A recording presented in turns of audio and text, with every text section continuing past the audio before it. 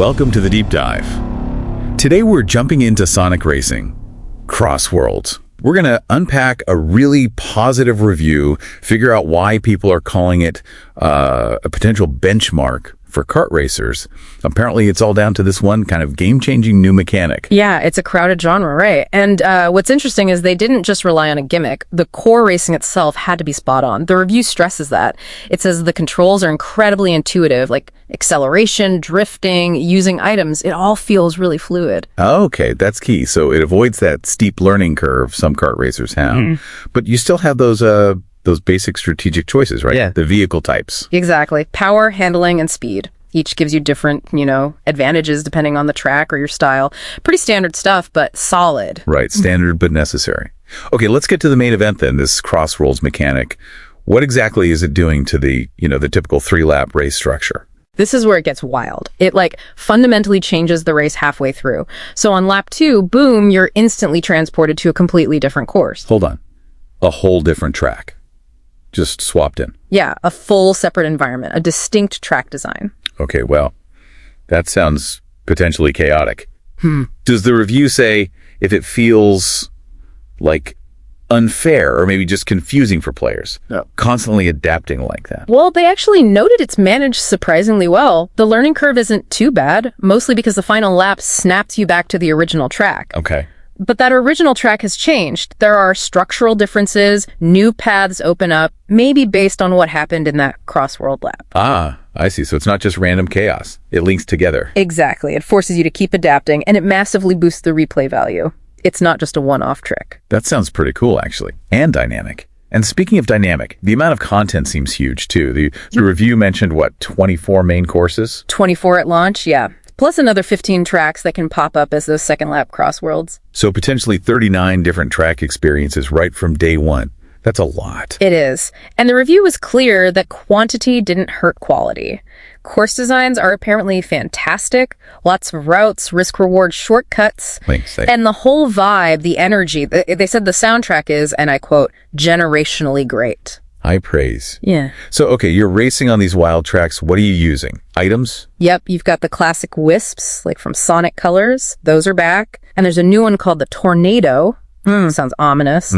But there's more customization too, right? Something called gadgets. Yeah, gadgets are interesting. They let you tweak your vehicle stats, which, is fairly standard fare. But the cool part is they can also give you unique starting items. Oh, okay. So strategy starts even before the race does. Yep. Tailoring your loadout. Exactly. And you unlock all the stuff, car parts and things using Donna tickets. Donna tickets. In-game currency, I assume? How do you get those? Just by playing. Racing earns you the tickets. And what's really notable, according to the review, is the economy model. No predatory microtransactions.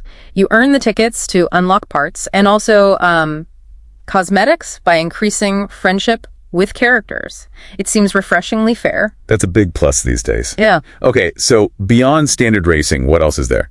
Race Park. Think of Race Park as like a custom game lobby or a sandbox. You can set up your own match rules, but more interestingly, it has special team modes.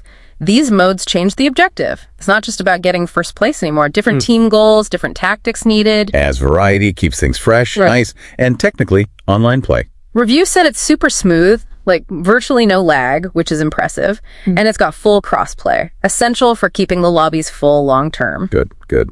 Any downsides noted? The main limitation mentioned was it's only one player per console for online. No local split screen online, it seemed. Okay.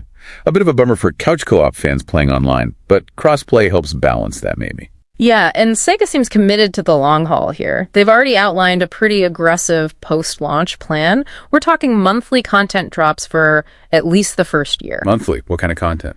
Well, some big free character additions confirmed are Hatsune Miku, Wow. Joker from Persona 5, and Ichiban from Yakuza. Those are huge. And free. That'll definitely keep people playing. Absolutely. And then there's the paid DLC, which is where it gets even more interesting. They're planning characters and tracks from completely different non-Sega universes. Like what? The review specifically mentioned SpongeBob SquarePants, Teenage Mutant Ninja Turtles, and Avatar, The Last Airbender. Seriously. SpongeBob and Aang in a Sonic racing game. Apparently so. Big crossover plans. Okay, so wrapping this up, for you, the listener, the takeaway seems clear. Sonic racing. CrossWorlds looks like a really strong kart racer, great content volume, solid mechanics, and this unique CrossWorlds feature really shakes things up. Performance seems good too. Definitely sounds like a winner. But that leads us to our final thought for you. It's about the game's identity, really. Bringing in characters like SpongeBob or Joker or Korra, characters totally outside the Sega or even gaming sphere in some cases. How does relying on these, frankly, kind of shocking crossovers for future content change what a Sonic racing game fundamentally is? Does it enhance it or dilute its core appeal? Yeah, something interesting to think about. Where does a Sonic game's identity lie when it starts pulling from? Well, everywhere. We'll leave you with that thought. Join us next time for another deep dive.